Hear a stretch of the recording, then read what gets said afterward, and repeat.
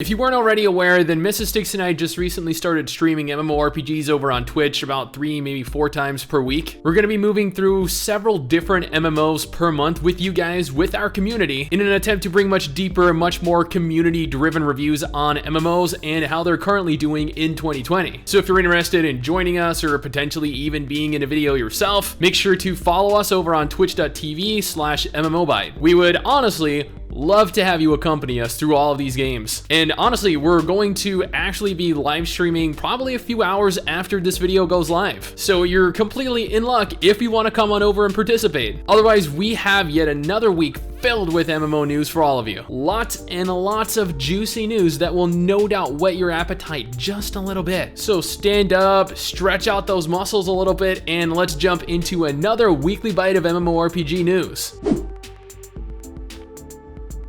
Every few months, we get small little tidbits of information regarding Mad World. Earlier this week, we actually got a brand new gameplay trailer for the game showcasing 5 minutes worth of footage captured from the alpha, the beta, the pre-alpha, whatever phase the game is currently in. And while there was no accompanying voice acting, no narration, no music at all, it did give us more of a current view of not only the UI, but also the combat and the graphics, which is honestly something that we've been needing for a little while now. The game is shaping up to be something with potential. Not great looking by any means, but it looks like it definitely has potential. There is of course plenty of room for improvement, granted, especially considering the game had an expected release date of 2018 initially.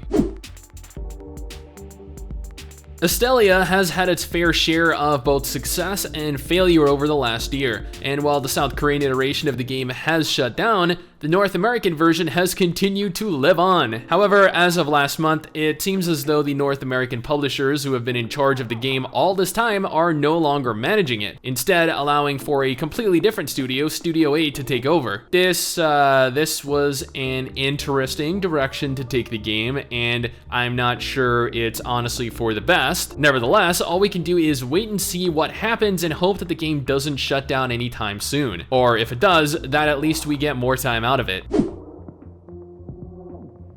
For those of you anticipating World of Warcraft's new Shadowlands expansion like I am, you'll be happy to learn that Blizzard have revealed that although a lot of their developers are now stuck working from home, much like the vast majority of developers for pretty much every game, they actually have every intention of delivering the game this year. I know a lot of people have been wondering if the expansion would end up delayed, like Final Fantasy XIV's next patch, ESO's Greymoor update, and Guild Wars 2's new patch, but nope. Apparently, the game is still completely on track. Unlike the aforementioned games though, Shadowlands never had an exact release date, more of an estimated by the end of 2020 timeframe. So while it very well could have actually been delayed and we just didn't know about it, it's likely that it wasn't really delayed by much.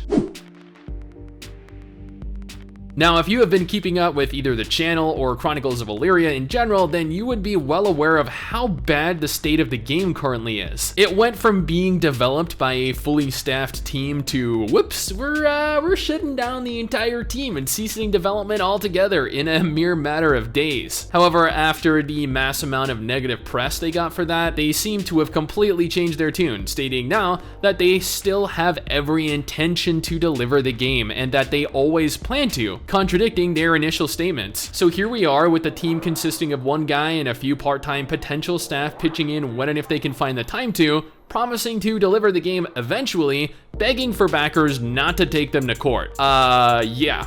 Okay, cool. Population Zero is a brand new survival adventure MMO, and I am using the term MMO kinda loosely here, that just launched into early access on Steam. The game is unique in so that you have a very finite amount of time to complete your objective, to restore functionality to your cryopod and survive the Great Purge that threatens the extinction of our kind. This throws you out into a dangerous world filled with aliens whose sole objective is to murder you. You need to survive, repair your cryopod, and build up a base to survive all while working with hundreds of other players. While traditionally it is about the same as any other survival game, it offers more in the way of unique RPG mechanics and a larger focus on multiplayer aspects, but it has received quite a few negative reviews due to early access bugs. Whether or not the game is able to overcome these issues remains to be seen, but the game definitely has the potential to be a solid game sometime in the future. I know a lot of fans of Horizon Zero Dawn have been eagerly anticipating any news regarding a potential sequel, and while I'm sure Guerrilla Games are no doubt very hard at work trying to push a sequel out, it's worth noting that their recruitment process lists certain interesting requirements. While Horizon Zero Dawn is a single-player RPG, I believe I was told that there was supposed to be some form of cooperative play present in the final product. This stands to reason as Guerrilla Games are now recruiting staff with experience in online games and MMORPGs. This is an intriguing turn of events, one I never saw coming. While this is in no way a confirmation that the game is going to be an MMO, it is worth noting that this could mean something in the way of larger scale online multiplayer functionality, something I believe that the Horizon sequel could definitely benefit from. I have always loved Dungeon Fighter Online. I have actually done several videos on it over the course of the channel's life. It is one of the few hub-based MMOs that I have always enjoyed playing through. Granted, I never really did make it all that far through the game, and that was due to having to wait each day to play due to the stamina system that was present, something that I am definitely not a fan of in any game. But with the introduction of Season 6, Act 1, titled Ascension, the level cap in the game has been increased from a maximum of 95 to 100. I can only imagine the grind that is going to be necessary to make that climb, something that was already difficult enough to obtain as is, for players like me anyway that are incredibly lazy. The new Ascension update allows players to tackle various new dungeons, obtain a ton of new gear, and even some events in celebration of the new update. Something that is worth noting though is that there is currently a leveling event going on right now that not only provides boosts but also bonuses for players that use this as an opportunity to hit the newly coveted level 100. I know some of you guys played Mortal Online. There have actually been multiple people that have asked me to do a dedicated video on Mortal Online in the past. It was a PvP focused MMO that honestly just didn't really do nearly as well as the developers had hoped it would. Thus, they put their heads down, they brainstormed a way to save the game and decided to make a brand new game based on the same IP, Mortal Online 2. This is also a PvP focused MMO, and as of a little over a week ago, it actually went into closed beta. This means that a select group of players are capable of logging in and testing the game out, or more specifically testing the combat out, as that is the main focus of this alpha test. They released a trailer for the closed alpha test, and I can definitely say that it isn't really looking all that bad. Nothing great, sure, but they are moving in the right direction for the type of game that they're making. Obtaining access to the game though requires a $149 donation, something that I assure you is vastly overpriced for what is being offered.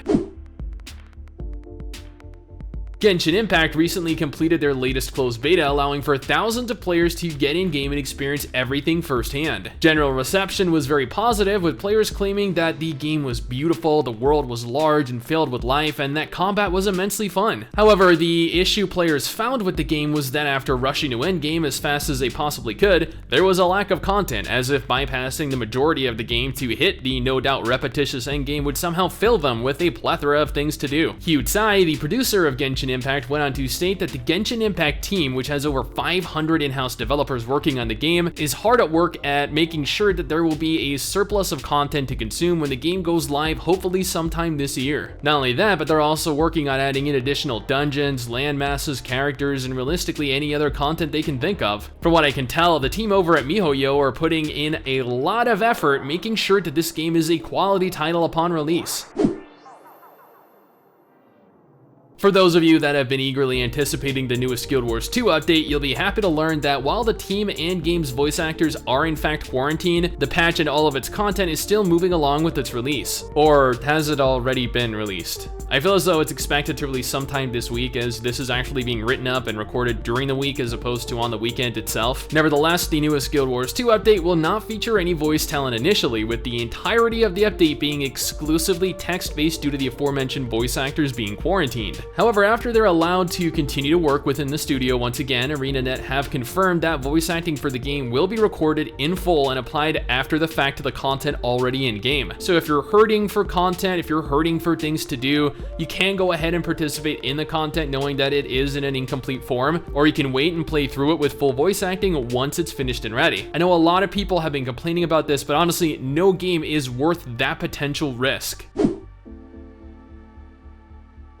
Blue Protocol wrapped up its first closed beta test, what, like a week and a half ago now? 2 weeks ago, maybe by the time this goes live? Both Mrs. Sticks and I got to participate in it and got to play through the game over the course of the weekend. We got to test out 2 of the classes, we got to test out the combat, we got to test out the questing system, the crafting system, the upgrading system, everything. By the time we were finished, we were both convinced that Blue Protocol is going to be an incredibly beautiful, very fun anime MMO. By far the best anime MMO out there, and definitely one of the biggest releases of 2020 or 2021 whenever the game ultimately releases. I actually went and did a 4-episode series on Blue Protocol detailing every facet of the game I possibly could if you're interested in checking that out. It was my attempt at making sure the community was as updated as they possibly could be with regards to what to expect from the game. The closed beta itself had some issues during the first day with downtime, but Bamco made up for it by extending the beta test an additional day, providing players even more opportunities to test features out. While the game is still scheduled for release in some form within 2020, it's unconfirmed when a global release will follow, or heck, even if a 2020 release within Japan is still likely at this point. Nevertheless, we have a subreddit dedicated to Blue Protocol, so if you're interested in remaining up to date with the game, be sure to go ahead and check that out. The link to it will be included in the description, the pinned comment below. And that is it. That is all of the MMO related news that was brought to my attention over the last 2 weeks. If you know of anything I missed, you can feel free to hit me up on Twitter or Instagram or Discord or Facebook or in the YouTube comment section below, realistically anywhere. Just make sure to include a link to the article so I can read through it and then talk about it. But anyway guys, that is it for me. Thanks for watching. Hopefully you enjoyed the video. Don't forget to subscribe for more content like this, and I'll see you all next time. Someday soon, I'm gonna make it.